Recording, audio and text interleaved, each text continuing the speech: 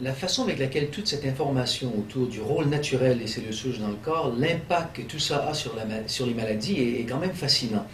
Pour comprendre de base de quoi tout ça ressort, il faut comprendre que presque toutes les maladies sont la conséquence d'une perte de cellules.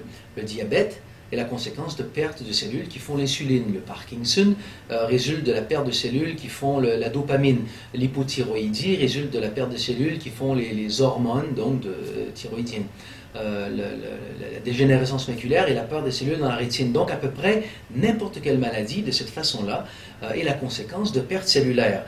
Quand on comprend que ce sont les cellules souches de la moelle osseuse qui vont remplacer les cellules qui ont été perdues comme ça au jour le jour, effectivement, ça ouvre une porte fascinante sur des méthodes comme ça pour non seulement renverser certaines maladies, mais aussi les prévenir.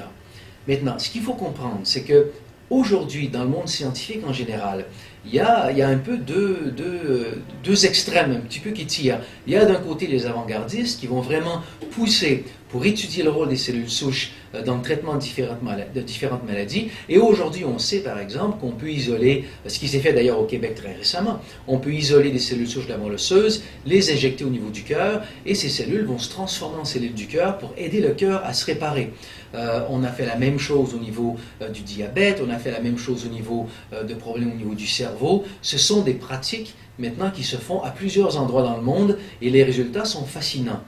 D'un autre côté, il faut garder à l'esprit que si on se positionne du point de vue plus conservateur de la science, ce sont des études qui se sont faites ou des cas qui sont isolés. Ce ne sont pas des études qui sont faites à grande échelle où maintenant on a des méthodes établies, où on peut dire vraiment qu'il y a des protocoles pour isoler les cellules souches, pour vraiment mettre en pratique ces approches-là d'une façon généralisée. Donc, de façon générale, la réponse à la question de quelle façon s'utiliser ces cellules souches pour le traitement des maladies, il faut voir que ça s'est fait, il y a un futur vraiment prometteur, mais les méthodes généralisées ne sont pas encore mises au point, donc c'est des choses qui sont encore vraiment en développement.